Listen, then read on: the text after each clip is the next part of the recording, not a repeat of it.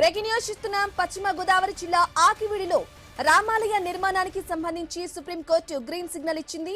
రామమందిర నిర్మాణాన్ని వ్యతిరేకిస్తూ దాఖలైన పిటిషన్ను అత్యున్నత న్యాయస్థానం కొట్టివేసింది. ఆకివీడు పెద్దపేటలో రామమందిర పునర్నిర్మాణ అంశంపై గత కొంతకాలంగా వివాదం కొనసాగుతుంది. ఆలయ నిర్మాణానికి అనుమతి ఇవ్వొద్దంటూ కొందరు సుప్రీంకోర్టును ఆశ్రయించారు. అయితే ఆ పిటిషన్ను సుప్రీంకోర్టు తిరస్కరించడంతో రామమందిర నిర్మాణానికి మార్గం సుగమమైనట్లుగా భావిస్తున్నారు. ఈ ఆలయ నిర్మాణం కోసం AP assembly deputy speaker Raghurama Krishnam Raju హైందవ సంఘాలతో కలిసి ఉద్యమం నిర్వహించారు. ఎలాగైనా రామ మందిర నిర్మాణం జరగాలని పలుమార్లు డిమాండ్ చేశారు. ఇక ఇప్పటికే ఆలయ నిర్మాణానికి భూమి పూజ కార్యక్రమం నిర్వహించగా నిర్మాణం కోసం భక్తుల నుంచి భారీగా విరాళాలు కూడా సేకరించినట్లుగా తెలుస్తోంది. సుప్రీంకోర్టు తాజా నిర్ణయంతో ఆలయ నిర్మాణ పనులు మరింత వేగం పెంచుకునే అవకాశం ఉందని భావిస్తున్నారు. స్టే ఎందుకు వచ్చిందో కూడా నేను కొన్ని ప్రెస్ మీట్స్లో చెప్పాను.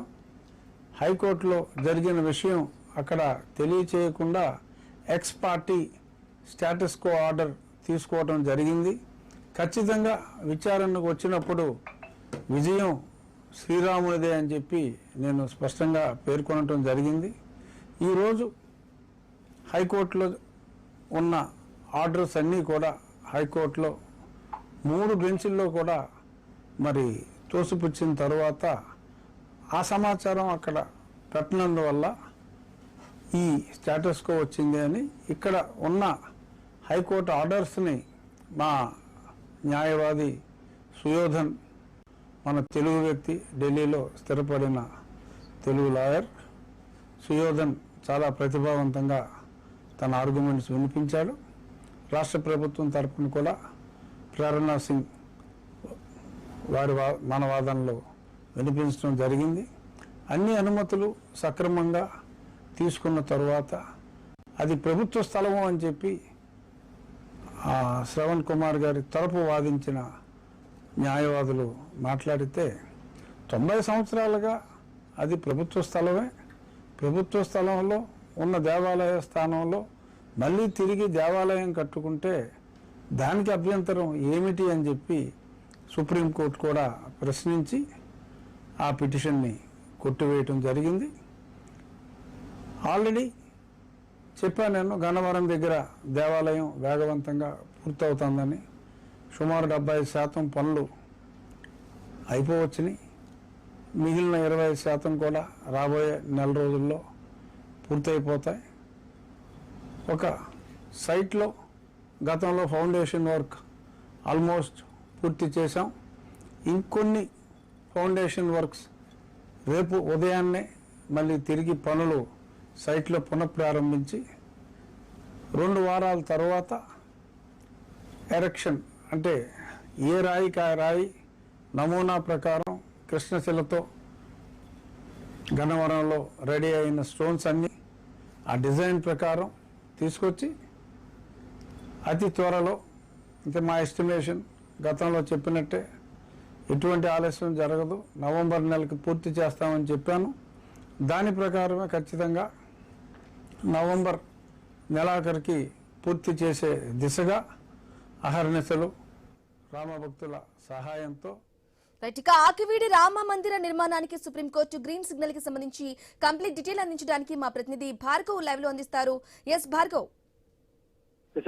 దాదాపుగా కూడా కొద్ది నెలల కాలంగా కూడా తీవ్ర వివాదాస్పదంగా మారుతూ అటు హిందువులకు క్రైస్తవులకు మధ్య కూడా అటు మత విద్వేషాలకు కొంతమంది వ్యాఖ్యల ద్వారా కూడా కారణమైన ఆకివీడు రామ మందిర వివాదానికి సంబంధించి దాదాపుగా కూడా మొత్తం క్లియర్ అయిందని కూడా చెప్పుకోవచ్చు. ఈ రోజు సుప్రీంకోర్టు ఇచ్చినటువంటి గ్రీన్ సిగ్నల్ తో త్వరలో ఆకివీడులో పెద్దపేటలో ఉన్నటువంటి గతంలో ఉన్నటువంటి ఆలయ ప్రాంతంలోనే మరొక పునర్నిర్మాణం రామ మందిరానికి సంబంధించి కూడా జరగబోతున్నట్లు ఇప్పటికే AP assembly deputy speaker Raghuramakrishnaraju ప్రస్తుతం వెల్లడించడం కూడా మనం చూసాం. ఆయన దాదాపు కూడా హైందవ సంఘాలతో కలిసి సుదీర్ఘంగా ఆయన పోరాడుతూ వచ్చారు. తొలుత హైకోర్టులో కూడా న్యాయస్థానంలో ఆశ్రయించిన నేపథ్యంలో అటు ప్రముఖ న్యాయవాది అయినటువంటి జడా శ్రవణ్ కుమార్ కూడా దానికి వ్యతిరేకంగా హైకోర్టులో ఆయన కూడా పిటిషన్లు దాఖలు చేయడం జరిగింది. ఇక్కడ రామమందిర నిర్మాణం ఎట్టి పరిస్థితుల్లో జరగడానికి వీల్లేదంటూ కూడా అటు జడా శ్రవణ్ కుమార్ తరఫున వాదనలు కూడా వినిపించడం జరిగింది. ఈ తరుణంలో అటు గ్రామంలో ఉన్నటువంటి మెజారిటీ ఎవరైతే ఉంటారో మున్సిపాలిటీకి పంచాయతీకి సంబంధించి ఆకివీడు నగర పంచాయతీకి సంబంధించి వారందరూ కూడా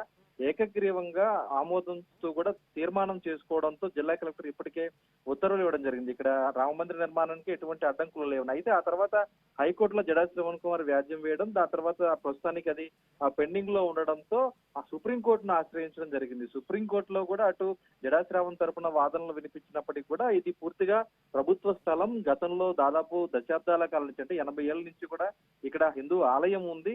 ఈ ప్రాంతంలో రామ మందిరం నిర్మించుకోవడానికి ఎందుకు అడ్డంకులు, అటు గ్రామంలో ఉన్నటువంటి మెజారిటీ ప్రజలందరూ కూడా ఇక్కడ రామ మందిరమే కావాలంటే కూడా పోరాడుతున్నారు అనేది కూడా ఈ రోజు రఘురామకృష్ణరాజు తరపునటువంటి న్యాయవాదులందరూ కూడా అక్కడ వాదనలు వినిపించడంతో సుప్రీంకోర్టు గ్రీన్ సిగ్నల్ ఇవ్వడం జరిగింది. ఈ గ్రీన్ సిగ్నల్ ఇవ్వడంతో గతంలోనే భూమి పూజ కూడా పూర్తి చేసినటువంటి రఘురామకృష్ణరాజు రేపటి నుంచే దీనికి సంబంధించి నిర్మాణ పనులు ప్రారంభిస్తామంటూ కూడా ఇప్పుడే వెల్లడించడం జరిగింది. అంతేకాదు ఇప్పటికే దీనికి సంబంధించి కృష్ణశిలను సిద్ధం చేసి గన్నవరంలో కూడా ఈ రామ మందిర నిర్మాణానికి ఒక డిజైన్ కూడా సిద్ధం చేయడం, ఆ కృష్ణశిలతో ఈ నిర్మాణాన్ని పూర్తి చేస్తామని ఆయన స్పష్టం చేయడం, దాదాపు భక్తుల నుంచి 10,000 రూపాయల లోపు మాత్రమే విరాళాలు ఇవ్వాలి, అంతకు మించి ఎవరు ఇవ్వద్దంటూ కూడా ఆయన విరాళాలు సేకరించగా అది ₹1,00,00,000 పైన ఇప్పటి వరకు విరాళాలు రావడం కూడా జరిగింది. ఆ నిధులతో ఈ రామ మందిర నిర్మాణాన్ని పూర్తి చేస్తామంటూ కూడా ఆయన ఈ రోజు వెల్లడించడం జరిగింది. దీంతో హైందవ సంఘాలు గాని భక్తులు గాని హర్షం వ్యక్తం చేసినటువంటి పరిస్థితి అయితే ఉంది. Right, thank you Bhargav.